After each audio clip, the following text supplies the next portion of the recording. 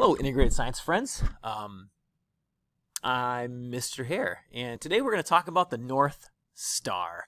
The North Star. And I thought, what better way to get us just learning a little bit about the North Star? I've got a video that has really cool little animations that I thought we would watch together.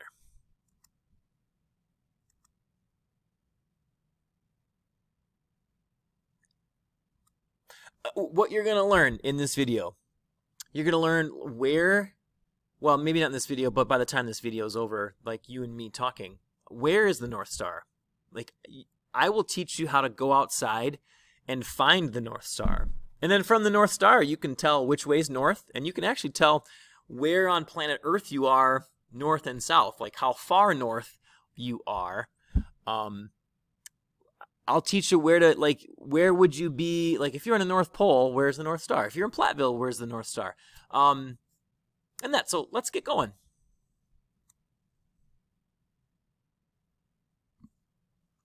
The North Star, or Polaris, is not an especially bright star.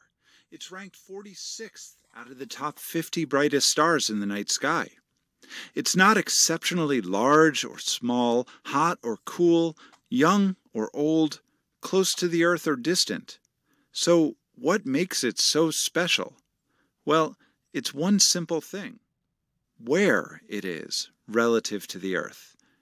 You see, Polaris happens to be located essentially above the Earth's North Pole, and that's very significant. Before we dive into that, though, you should understand that Polaris is very far away. It's not the furthest or closest, but it's still very far, estimated to be at about 433 light-years away. Now, to put that number in perspective, if we hopped aboard the Space Shuttle Discovery, which can travel at about 5 miles per second, it would still take us 37,200 years to go just 1 light-year. And that means it would take over 1.5 million years to get from the Earth to Polaris. That aside, what's unique about Polaris, the North Star, is that it is located above the Earth's North Pole. How do you find Polaris in the night sky? Well, there's a very simple trick that lets you locate Polaris in the sky, even though it's not the brightest star or unique in any visible way. To begin, scan the constellations in the night sky and locate Ursa Major, specifically the Big Dipper. The pattern of the Big Dipper with its telltale ladle shape is easy to find, even though its position in the sky depends on where you're viewing it from, the time of year, and even the time of night. Regardless, just look for that pattern. Once you've found it, zero in on the 2 stars at the end of the spoon shape. These are known as pointer stars. And if you draw an imaginary line through these 2 stars, they will always point you right to Polaris. This will work at any time of night, any time of year, and from any location on Earth, provided you are north of the equator.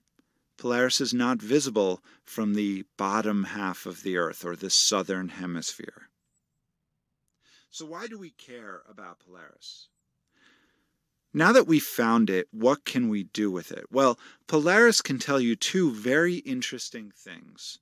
First, it tells you what direction north is from where you're standing. And this is obviously helpful for navigation, for finding your way around. The use of Polaris to find one's way has been documented as far back as the 5th century AD. Simply stated, if you are facing towards Polaris, you are facing north. But what else can we do with it? Well, since Polaris, our pole star, is located essentially above the North Pole, we can use it to estimate our latitude. Our latitude is the angular measurement of our position on Earth, north or south of the equator. Using Polaris, we can tell how far, how many degrees of latitude north of the equator we are located. To do this, we simply need to measure the altitude, or the angle of Polaris above the horizon in the night sky.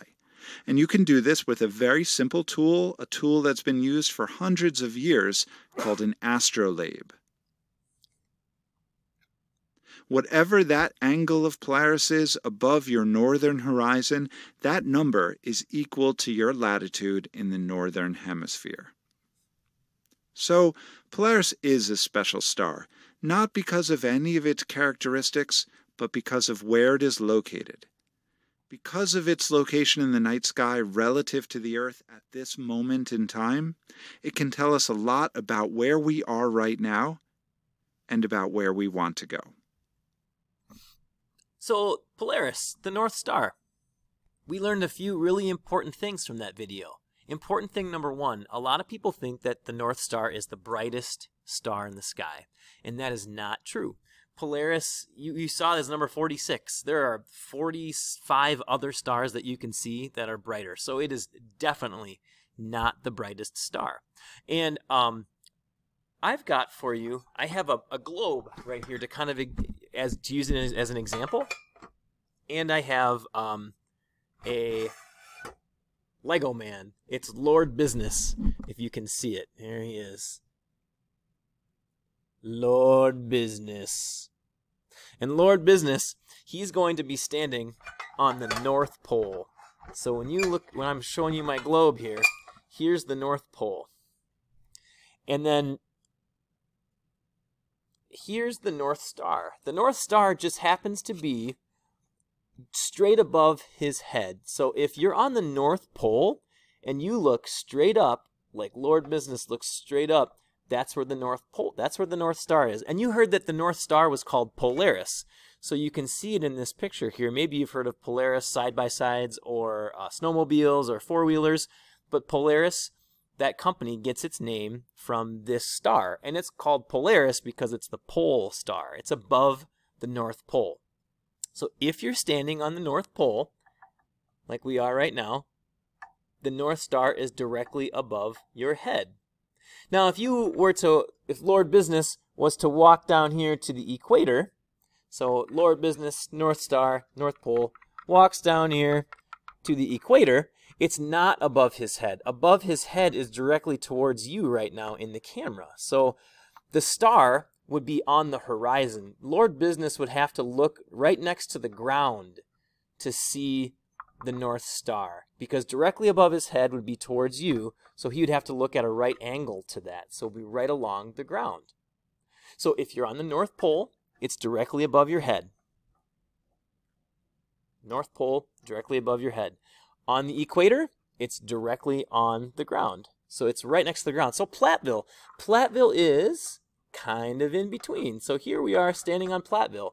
It's not directly above our heads, and it's not directly on the ground. It's actually at an angle. And so when you're in Platteville, you would look at approximately, let's say, 45 degrees. So it's like midway through. And I would like to challenge you to this. I would like you to go outside tonight, and I want you to find the Big Dipper. And you look for these two stars, like they had said, they're called the pointer stars, the bottom, and you follow a straight line, and you'll see one star kind of out in the middle of nowhere. I can always find the North Star by doing this.